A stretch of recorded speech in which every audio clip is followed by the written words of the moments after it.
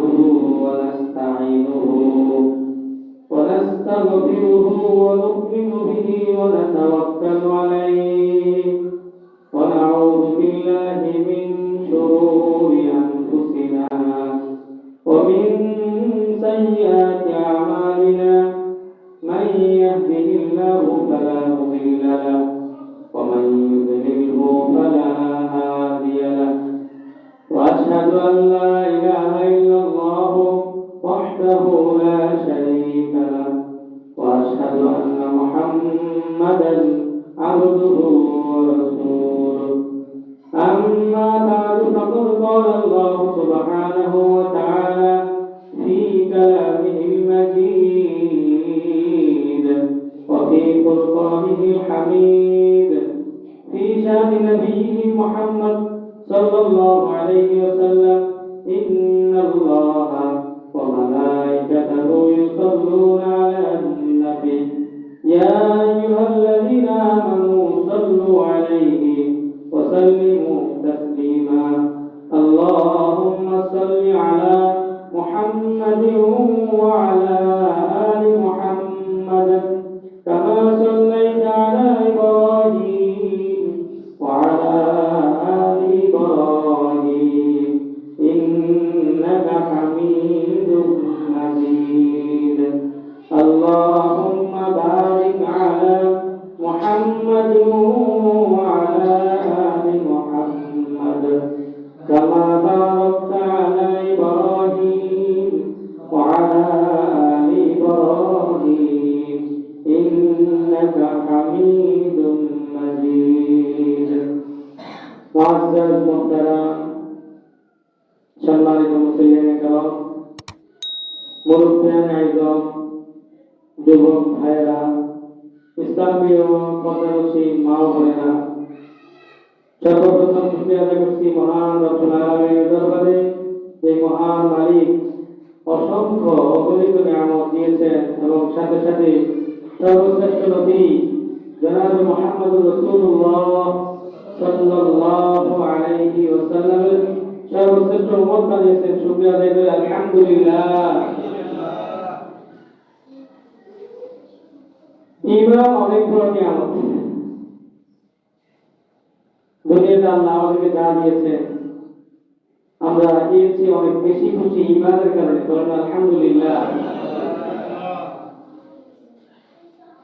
ঈমানের মজা বুঝে আসবে মৃত্যুর পরে।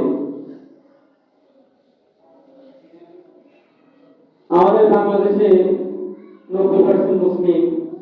দুঃখজনক বিষয় এই মুসলিমদের ঘরেও কখনো কখনো আল্লাহকে মানে না, আল্লাহকে নিয়ে কটূক্তি করে, নবীকে মানে না, নবীকে নিয়ে কটূক্তি করে, বা আল্লাহকে মানে আংশিক মানে, বা নবীকে মানে আংশিকভাবে মানে, এমন লোক মুসলমানের ঘরে জন্ম হচ্ছে কিনা বলে? আল্লাহকে নিয়ে কটূক্তি করে, বাজে মন্তব্য করে, নামাজ রোজা হজ যাকাত এগুলোকে নিয়ে বাজে মন্তব্য করে, এমন লোক আছে কিনা? আছে। এই কোরআনুল কারীম মানতে হবে, মানলে মুসলমান, আর যদি না মানে সে মুসলিম না। পুরো কোরআন মানলে মুসলিম, কিন্তু কেউ যদি একটি আয়াতকে অস্বীকার করে সে কাফের হয়ে যাবে। কয়টা আয়াতকে? একটি আয়াত কেউ যদি অস্বীকার করে সে কি হবে? কাফের হয়ে যাবে। এখন সে যদিও মুসলিম সমাজে বসবাস করে, মুসলিমদের সাথে চলাফেরা করে, মুসলিমদের সাথেই থাকে, একই সাথে থাকে, যদিও মুসলিম রাষ্ট্রের প্রধান হয়, মুসলিম রাষ্ট্রের মন্ত্রীও হয়, মুসলিম রাষ্ট্রের উপদেষ্টাও হয়, তারপরেও কোরআনুল কারীমের একটি আয়াতকে না মানার কারণে, অস্বীকার করার কারণে সে কাফের হয়ে যাবে। এখন আমাদের সমাজে অনেক ভাইরা আছে নামাজ পড়ে না, রোজা রাখে না, হজ করে না, যাকাত দেয় না। এখন এরা কি সবাই কাফের? সবাই কাফের না। মানাটা দুই রকম। যেমন নামাজ এটা ফরজ, এই কথা সে মানে, নামাজ পড়া ফরজ এই কথা মানে, সকালে ঘুমের কারণে উঠে নাই, অলসতার কারণে পড়ে নাই, সে কাফের হবে না। সে কি হবে না? কিন্তু পড়তে হবে এই কথা সে বিশ্বাস করে। যাকাত দিতে হবে এই কথা সে শতভাগ বিশ্বাস করে। কিন্তু 1,00,000 টাকায় 2,500 টাকা চলে গেলে তো টাকা কমে যাবে, কিন্তু যাকাত দেওয়া ফরজ এই কথা সে বিশ্বাস করে। সে কাফের হবে না, ফাসিক হবে, গুনাহগার হবে। রমজানের রোজা রাখা ফরজ, সে এই কথা মানে, কিন্তু রাখে না, তুমুল খিদে লাগে, এত দীর্ঘ সময় ক্ষুধার্ত থাকা তার কষ্ট লাগে, এই কারণে সে কি হবে না? কাফের হবে না। হজ করা ফরজ এই কথা মানে, হজে যাওয়ার মতো খরচ তার কাছে আছে, কিন্তু অলসতার কারণে যায় না, বা সম্পদ অনেক কমে যাবে, 8-10 লাখ টাকা কমে যাবে, এই জন্য কাফের হবে না, তবে ফাসিক হয়ে যাবে। আর যদি একটি আয়াত কেউ কেউ অস্বীকার করে, সাথে সাথে কাফের হয়ে যাবে, যে হজ করা লাগবে না, তবে তার মুহাম্মাদের ব্যবসা, বলেন না নাউজুবিল্লাহ। এমন লোক আমাদের দেশে আছে যে হজকে নিয়ে কটূক্তি করছে, বলছে মুহাম্মদ, নাউজুবিল্লাহ, আমরা তো সাল্লাল্লাহু আলাইহি ওয়াসাল্লাম বলি আমাদের মহব্বতে, আর সে মুহাম্মদ বলছে, বলছে এটা একটা ব্যবসা শুরু করছে আরব লোকদের চলার জন্য, বলেন না নাউজুবিল্লাহ। এভাবে আমাদের অনেক মা বোনেরা পর্দা করে না, কিন্তু পর্দা করা ফরজ একথা বুঝে করে না, নিজের এখন এমনি ভালো লাগে না, ভাবে চলে, এই কারণে সে কাফের হবে না। আর কেউ যদি বলে বোরকা পরা এটা শয়তানের মতো, শয়তান যেমন দেখা যায় না, তো বোরকা পরে মানুষ গোপন থাকে, শয়তানের মতো গোপন থাকে, বলে না নাউজুবিল্লাহ। এই কটাক্ষ করার কারণে সাথে সাথে ঈমান চলে যাবে। এগুলি আগে অমুসলিমরা বলতো, এখন মুসলিম সমাজের কিছু মানুষ এমনটা বলে, এদেরকে বলা হয় মুরতাদ। এদেরকে কি বলা হয়? মুসলিম ছিল, এখন ইসলাম ধর্ম ত্যাগ করে সে অন্য ধর্ম চলে গেছে, বা ধর্মই মানে না, এদেরকে মুরতাদ বলা হয়। এদেরকে কি বলা হয়? মুরতাদ। এখন কেউ যদি কুফরি কথা বলে, নামাজকে অস্বীকার করে, হজকে অস্বীকার করে, আল্লাহকে নিয়ে কটূক্তি করে, তখন আমাদের দেশের কিছু সুশীল লোক আছে, এরা ওদের বিরুদ্ধে কথা বলে না। যখনই আলেম ওলামারা বলে এই লোক কেন আল্লাহর বিরুদ্ধে কথা বললো, আলেমরা আন্দোলন করে, তখন আলেমদের বিরুদ্ধে লেগে যায়।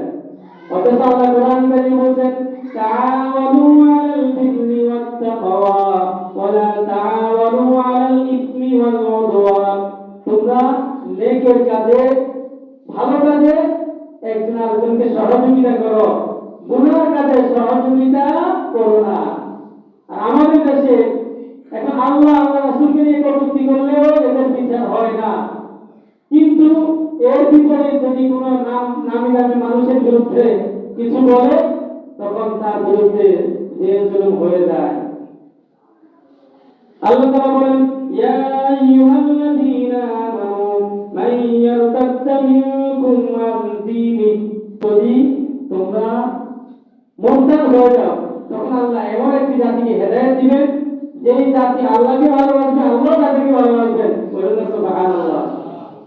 এখন হচ্ছে এমন, আমেরিকাতে মানুষ মুসলিম হচ্ছে, বাংলাদেশে হাজার হাজার হিন্দুরা মুসলিম হয়ে বড় আলেম হচ্ছে, বলেন আলহামদুলিল্লাহ। আর এর বিপরীতে মুসলিম ঘরে জন্ম নিয়ে মুরতাদ হয়ে যাচ্ছে, নাউযুবিল্লাহ মিন যালিক। আল্লাহ কি বলছেন? যদি তোমরা মুরতাদ হয়ে যাও, তাহলে অচিরেই আমি এমন এক জাতিকে হেদায়েত দিব, যারা আমাকে ভালোবাসবে, আমিও তাদেরকে ভালোবাসবো। সুবহানাল্লাহি ওয়া বিহামদিহি। আযিল্লাতিন আলাল মুমিনিন, আল্লাহ বলেন এরা মুমিনদের ব্যাপারে থাকবে কোমল, নরম। মুমিনদের ব্যাপারে কি থাকবে? নরম থাকবে। আইজ্জাতিন আলাল কাফিরিনা, কাফিরদের ব্যাপারে কঠোর হয়ে যাবে। কাফিরদের ব্যাপারে কেমন হবে? কঠোর। আর মুমিনদের ব্যাপারে নরম। এই এই সপ্তাহের ঘটনা, একেবারে তাজা ঘটনা। রাজশাহী বিশ্ববিদ্যালয়ের একজন শিক্ষক, উনি নামি দামি বাংলাদেশের একজন মহিলা, তিনি দুনিয়া থেকে বিদায় নিয়েছেন। তার কিছু কথার কারণে, লেখালেখির কারণে ওনাকে মোরতাদ বলছে। যে মহিলাকে মোরতাদ বলছে, ওই মহিলা বলছিল এই কোরআন এগুলি আল্লাহ থেকে নাযিলকৃত না, ঈশ্বরের বাণী না, বরং পুরুষেরা মহিলাদের উপর কর্তৃত্ব খাটানোর জন্য এই কোরআন বানিয়ে নবী মুহাম্মদ প্রচার করছে। বলেন না নাউজুবিল্লাহ। এই কালাম কার বাণী? বলেন কার? কেউ যদি বলে না এগুলি আল্লাহর না, নবী মুহাম্মদ বানিয়ে বলছে মহিলাদের উপর কর্তৃত্ব খাটানোর জন্য, তখন সে মুসলিম থাকবে? এত জঘন্য কথা বলার পরেও সে কিভাবে মুসলিম থাকে? মুসলিম থাকে না। রাজশাহী বিশ্ববিদ্যালয়ে একজন শিক্ষক তাকে মোরতাদ বলছে, নাস্তিক বলছে। বলার কারণে বাংলাদেশের সুশীল সমাজ, যারা ইসলাম ধর্মকে পছন্দ করে না মূলত, আর পরিচয় মুসলিম হিসেবে মুসলমানদের সাথে, মুসলমানদের উপর কর্তৃত্ব খাটানোর জন্য এখন তারা ওনার বিরুদ্ধে অ্যাকশন নিচ্ছে। তো যে এই কথা বললো যে পুরুষেরা কর্তৃত্ব খাটানোর জন্য কোরআন বানায় বলছে, বলে নাউজুবিল্লাহি মিন যালিক। এই কোরআন কার বাণী? কার বাণী? আল্লাহ বলেন ওয়ামা ইয়ানতিকু আনিল হাওয়া, নবী একটি শব্দ নিজে থেকে বলেন নাই। ইন হুয়া ইল্লা ওয়াহয়ু ইউহা, আল্লাহ যা বলেছেন তাই বলেছেন। ইন হুয়া ইল্লা ওয়াহয়ু ইউহা, যে ওহী প্রেরণ করেছেন তাই নবী মুহাম্মদ প্রচার করেছেন, নিজের থেকে একটা কথা বলেননি। বলেন না সুবহানাল্লাহ। আর সে নাস্তিকের বাচ্চা নাস্তিক, সে কি বলে এগুলি এই পুরুষেরা মহিলাদের উপর কর্তৃত্ব খাটানোর জন্য বানায় বলছে। আবার চুক্তি নাকি স্বামী আর স্ত্রী, স্বামী স্বামী অর্থ মালিক, তাহলে মালিকের অধীন যে থাকবে স্ত্রী, তো সে দাসী, স্ত্রীরা এখন দাসী হয়ে আছে। তো কি করতে হবে? সকলে কাঁধে কাঁধ মিলিয়ে সমানভাবে চলতে হবে। অর্থাৎ পুরুষ এবং নারীর সমান অধিকার। সমান অধিকার চেয়ে কি বলছে? কোরআনকে কটাক্ষ করে বলছে, বলে সমান অধিকার। অনেক ক্ষেত্রে আল্লাহ সমান দেন নাই, অনেক ক্ষেত্রে অগ্রাধিকার দিয়েছেন। কি দিয়েছেন ভাই বলেন? অগ্রাধিকার। কিভাবে অগ্রাধিকার দিয়েছেন? একজন স্ত্রী যদি কোটি কোটি টাকার মালিক হয়, ওই স্ত্রীর ভরণ পোষণের দায়িত্ব পুরুষের। কার? স্ত্রী কোটি কোটি টাকা, সেটা না, তারপরেও ভরণ পোষণের দায়িত্ব কার? পুরুষের। সারাদিন খেটে কাজ করবে পুরুষ, আর ফ্রি নারীকে খাওয়াবে। এটা হলো আল্লাহর আদেশ। এটা কার আদেশ? আল্লাহর আদেশ। এখানে এটা ভালো লাগে না অনেকে, সমানভাবে কাজ করবে। তো স্বামী বাবার জায়গায় অনেক সময় ভালো লাগে না, তো অফিসে যায়, আদালতে যায়, বিভিন্ন জায়গায় যায়, এখন গিয়ে সেখানে বসের বকা ওইটা খারাপ লাগে না।